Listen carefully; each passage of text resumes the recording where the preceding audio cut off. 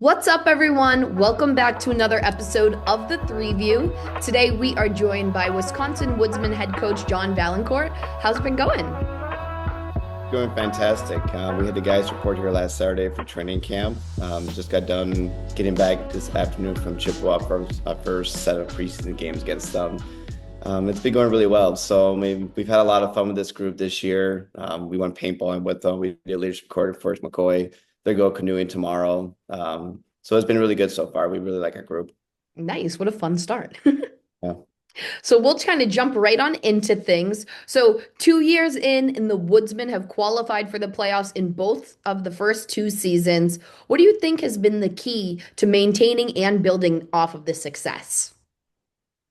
I think the biggest thing is just bringing high character players. I mean, first and foremost, when we go out the recruiting process, we're looking for the highest character athletes that we can find.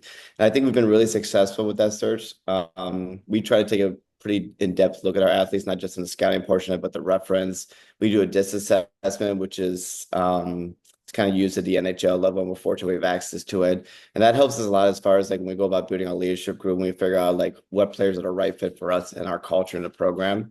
And I think because we've gone a little bit more in depth in our recruiting process, been more picky in the process, we've just had really good success, not only I think developing athletes, but having athletes that come to our community and can fit in really well and help build a program here and build our outreach to the community locally. Yeah, absolutely. And when we look at your coaching career, you have been involved in junior hockey for over a decade now. Talk about how you've seen the game and development model evolve over time, and what do you think makes the Wisconsin Woodsmen a destination for players looking to continue their junior hockey careers? I just think the game is so much better than it was when I was at the same age. It's more skilled. I think athletes are way more dedicated. You look at the resources they have now. Most of them have, whether it's fitness coaches, skill coaches, mental coaches during the off season, which, I look back at my time and we never had those type of things. So the access information for them and the resources they've had, I think it's really different in the type of player people look at. And because of that, we have so many players that are much more skilled and talented at this level. And I think that's why you see the game of hockey is so good, right? Even at our level and the North American level and up, the game is so advanced. And you see that now at the college level, especially with the rule changes, the college level is so advanced as well. So, I try to use my experience, obviously, as a NCAA player. I can kind of relate on the path and the struggles and adversity that they're going to be facing, what coach is looking for, kind of how to face those adversity moments. I'm fortunate I've built every year we've tried going to build our staff to kind of help enhance our programs. And I'm really fortunate I have great support in our program with Brian Ditto, Oak Moser, Weston Gerke, Bryce Lampman. All those individuals do a great job helping us, not only for myself, but helping us get players ready to be mentally and mature enough when they get the opportunity to play at the college level. And you touched on it yourself a few minutes ago. You yourself played NCAA Division III hockey, a common stepping ground for players in the NA3HL, with that being their goal. What is your message to the locker room, knowing that you have gone through that process yourself, and how do you personally help them achieve their goals of playing at the next level? For me, especially for the GM role, it's a lot of reaching out. I always joke I become a de facto advisor in a sense when they're coming to play for us, which I think you're supposed to at this level. Like, it's competitive atmosphere for college coaches, and they're trying to find not only the best athletes, the best human beings.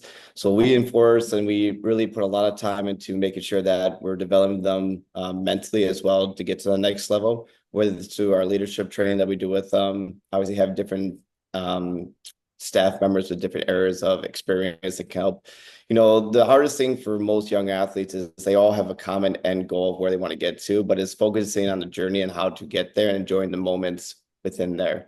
That can be lost really easily when you're focused on such a goal that's down the road. So for them to have to be focused on the present and they absorb the presence in the moment and how to give back to the community, how to like really make every rep matter. The little details and the overall success is what we try to focus on. Because without those smaller details and enjoying and understanding how to make the best of the repetition, the best of the path, it's really hard to find that common goal. So for us, we really emphasize the small details as far as like getting to your end goal for greater success. And again, I think we've done a pretty good job of that. We're always, as a program, we meet at the end of the season. We always figure out like, where can we better as a program? Where can we do more for players to help enhance their experience here with us, whether it's on the ice or off the ice? And I think because we've taken steps to focus on the off-ice portion, not just the on-ice portion, our players are more prepared when they get to the college level. And going off of players moving on to the college level, you had Hugh Denema and Tristan May Robinson, who were both 2-year players for you, who are moving on to college. Talk about the legacy that they're leaving behind for the next wave of Woodsman players and how special it is for you to see two players who've been with you from the start move on to the next level. Yeah, again, I think it's just a testament to who they are as people. Just wonderful human beings that were dedicated to the process every day and they gave the best of themselves every day.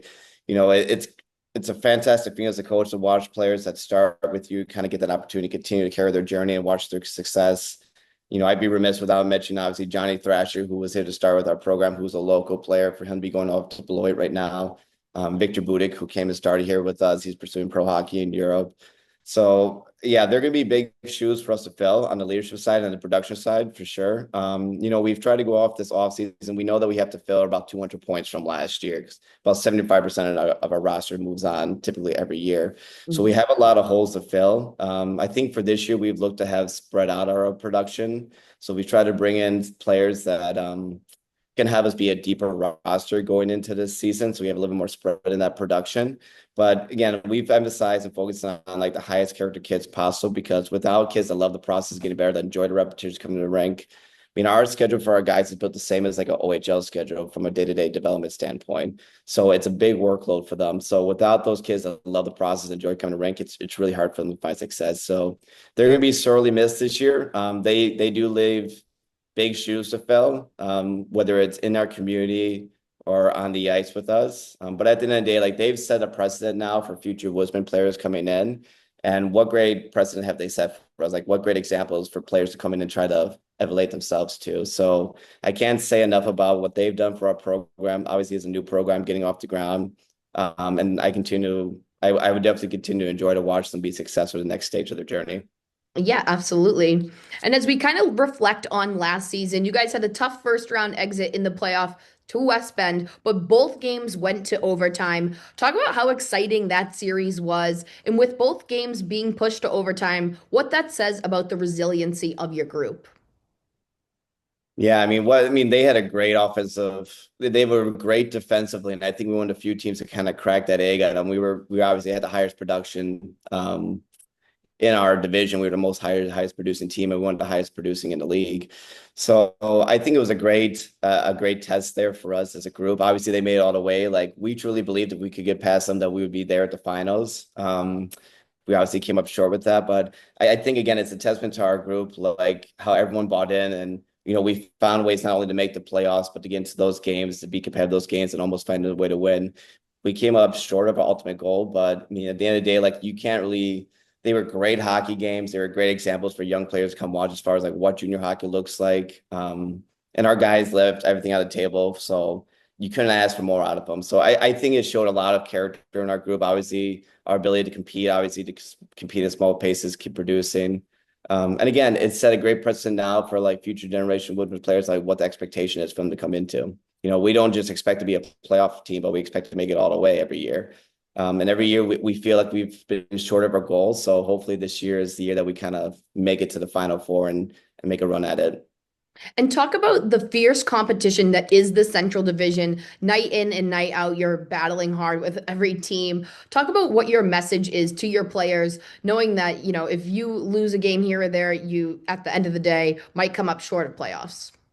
Yeah, we actually touched on this a little bit yesterday when we were out doing our leadership training at Fort McCoy about how important the moment is and every single point, how important those are. I mean, our division is just it's so tough. It's so competitive. And it doesn't matter. Like sometimes people look at standings and they feel like, oh, maybe this is an easy game, whatnot. But I mean, I think our division just shows like there's no easy games in our division. Every game is a grind. The level of coaching in our division is excellent. The diversity of players, I think is unique. It's kind of different from the West, which is mostly Minnesota, where our division is a lot broader base of player pool, I would say.